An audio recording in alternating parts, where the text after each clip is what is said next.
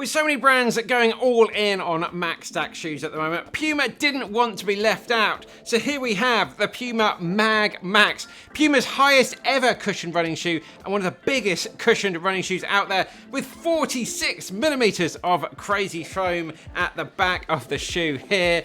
Puma promising a very bouncy ride. Insert this really quite funny little Easter egg at the back of the shoe with a perfect blend to soak up those long training miles. But are you going to be able to pick up the pace and have some fun in this shoe? Is the stability going to be all over the place with that crazy max stack height? We'll be answering all those questions and more in this video. Before we start out, just want to say I bought these shoes 100% with my own money to give you that completely honest, impartial, unbiased review. So thanks to everyone that likes and shares our videos. Comments down below with your thoughts on this shoe or any other shoes out there that you'd love to see us review. And also check out my website benpox.com, where you can find 5-star rated training plans, amazing running hats, technical gear, casual gear, all to help you with your running. Links to everything are down below. Right, let's get stuck in to the Puma MagMax and check about all of the facts and figures. So the purpose of a shoe like this is for your easy runs, your recovery runs, and also your long runs as well. This shoe set me back £170.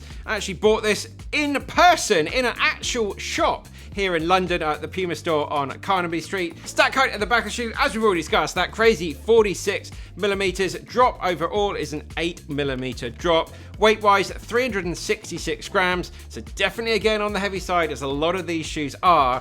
For me, in my UK size 12, this is a neutral shoe. The upper with the shoe, we've got a lovely engineered mesh upper.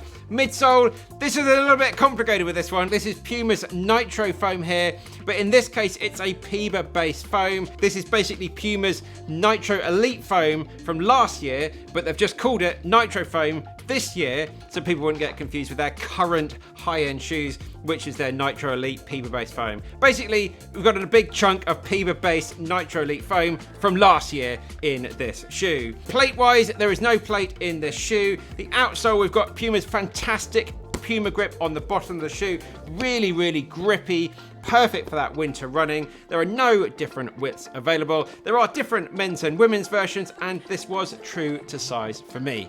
Well, let's get stuck into all of my likes. My first like with this shoe is you can definitely pick up the pace more than you might imagine in this shoe. The ride is definitely a little bit more firmer than you'd expect. For anyone that has run in something like the Super Blast, that firmness that you feel in the Super Blast is the same type of firmness that you feel in the MagMax. It's certainly on the bouncy side, but definitely not what you would call squishy.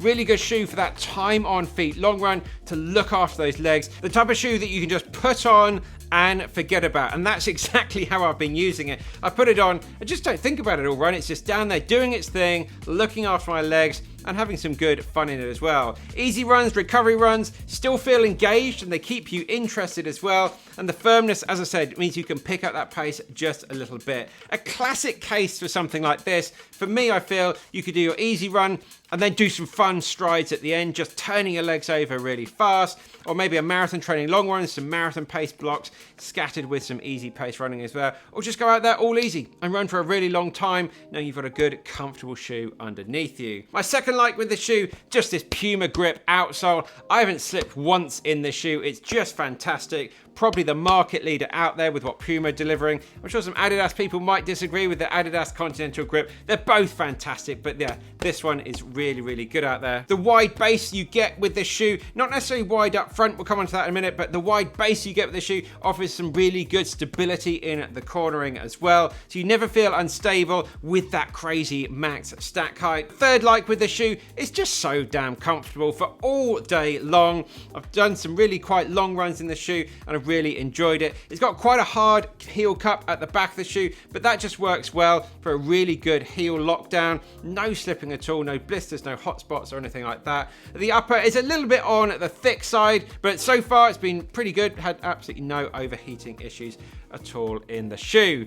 But as we always say on the channel, it's not all about the likes. We bring you those dislikes as well. So let's get stuck into those now. The first dislike, and I'm really unsure whether to include this or not, but it's just a little bit on the expensive side for a Puma shoe. Puma normally delivers some fantastic value shoes out there, but £170, I think I've forgotten, £170 this shoe costs it's just a lot of money for a Puma shoe. Yes, it's built well and it delivers well for that amount of money, but it's just one of the things I'd like to have been a little bit cheaper, because then it could have been a fantastic Puma budget shoe option, which is what they usually deliver. But we've got to be honest, we've got a massive stack of that Puma base foam in here, some high quality materials as well. But yeah, if it was £150, I'd be absolutely raving about this shoe. My second dislike with this shoe, really, like a lot of these max stack height shoes, the benefits are going to be more for those heavier runners that are really going to be able to compress the foam to get the most out of it. So if you want a bit more of an engaging ride, pick up the pace, you're going to have to be a bit more of a heavy runner. If you're a lighter runner out there,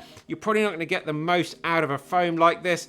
So it's really for people like that, it's going to definitely just be an easy and recovery run shoe. And my final dislike with this shoe, it really is not going to be great if you've got a wider foot. For me, it's absolutely fine. My feet are a little bit on the narrow side. Fairly standard size foot, again, you're going to be fine. But wider footed options, you probably might want to be reaching for something like the Brooks Glycerin Max out there, which has got a lot more of a wider, more accommodating toe box. Right, let's have a chat about this and also comparing it to its main competitor out there, the Glycerin Max. The Puma is lighter than the Glycerin Max, and you can pick up the pace a little bit better in this shoe as well. It's also slightly firmer than the Glycerin Max. The Glycerin, a little bit softer, a little bit heavier, so ideally suited for those more easy and recovery runs as well. And then the main player in this field, something like the Super Blast, a lot lighter, about 100 grams lighter per shoe. So you're really going to notice that. Now, this is the kind of shoe that you could then possibly do some races in as well, if max stack height shoes aren't a problem in the type of races that you're doing. And you could also easily do some of your speed sessions and some of your workouts in something like that as well. Just a lot more versatile. But where the Super Blast 2 falls down a little bit is at those really slow recovery run sort of paces, those second runs of the day,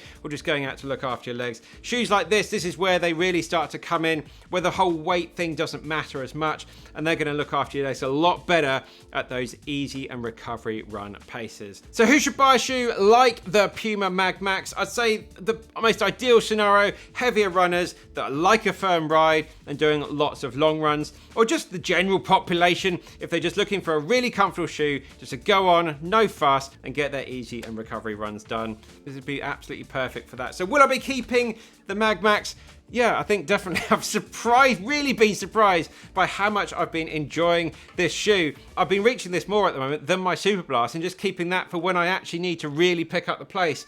And I've been doing a lot of my easy mileage in this, so it's ramping up the mileage quite quickly, and I've really been enjoying it. It's really nice to have an alternative for my easy runs at the moment, and I think this is a really nice combination that I'm going to be using a little bit over the next few months as we build up for some big ambitions next year. So the next video up here will be the full review of the Glycerin Max, or if you want to see my review of all of the max stack height shoes, then we'll link to that one down there. That's it, guys. Let me know your thoughts down in the comments. Have you got this shoe? What do you think about it? Are you interested in it? And what would you like to see us here reviewing on the channel? That's it, guys. Keep on working hard. Keep it done. We'll see you very soon in the next one.